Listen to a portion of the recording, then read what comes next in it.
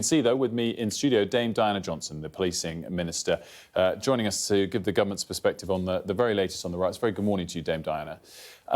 It was striking playing earlier in the show the latest comments from Sir Mark Rowley compared to just 24 hours ago, where he was very loudly and clearly calling out this idea of two-tier policing.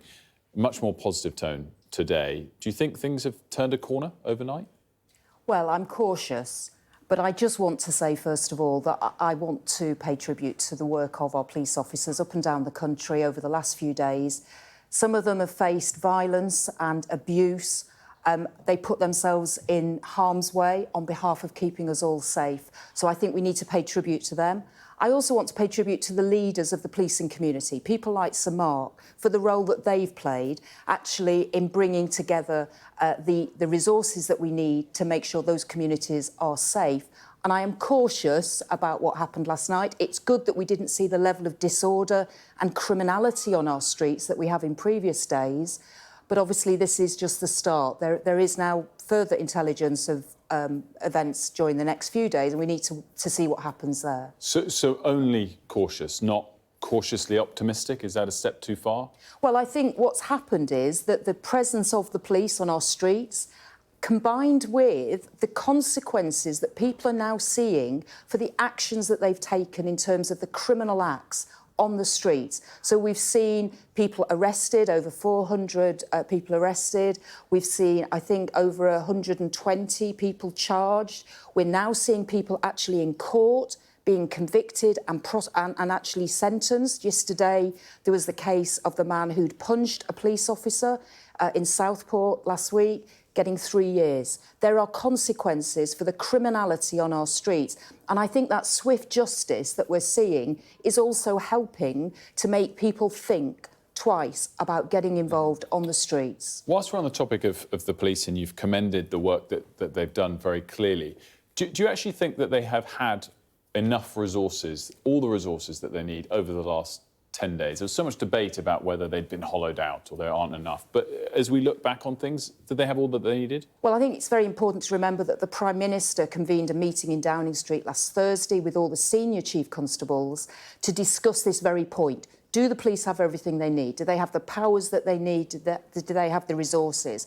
And it was clear from the conversation that I was sitting in that meeting and listening to that the police said, yes, they did. Now, clearly, we're 4 weeks into a Labour government. One of our promises in the manifesto was we want to increase police numbers in neighbourhood policing. We think that's been hollowed out over the last 14 years.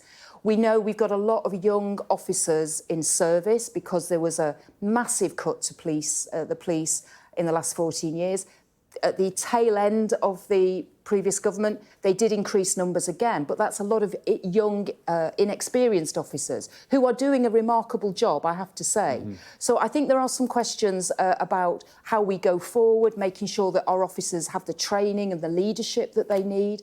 But I am really very proud of what the police have been able to do over the last few days, facing this level of criminality on some of the streets in our country. I wanted to touch on social media, and it's been very clear, whether it was the Home Secretary or others, that it's played a big part in things. The government's advisor on political violence and disruption had warned that far-right actors almost certainly were being aided and abetted by hostile foreign states. Is that something that the government and you as policing minister have seen some evidence of, enough to want to really explore and investigate that in the weeks and months ahead? I think that's something, obviously, across government that we are very concerned about. I know Peter Kyle, the Technology Secretary of State, is talking to the social media companies. He's been having a regular series of meetings over the last few weeks.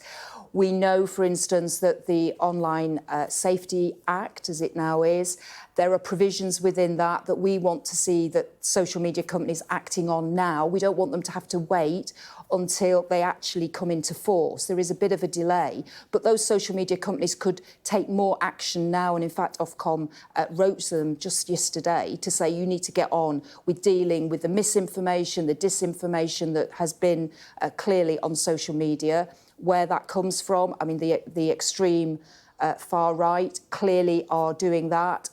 others maybe as well. And that is something that government is looking at clearly. I wanted to touch on the comments made on this show yesterday by Robert Jenrick, which I'm sure you've seen coverage of. What did you make of his comments? I think all politicians at this stage need to be very careful about the language that they use. The country over the last few days, you know, the terrible events in Southport, I think the country has been very shocked by that tragic event, and then the public disorder that we've seen. So I think all politicians have a role in being moderate in their language, supporting the police and speaking up on behalf of the law-abiding majority in this country. That's what I would say all politicians should be doing at this stage. Do you feel like people have, for the most part, supported the police? Yes, I do. I think there's a huge support for the police.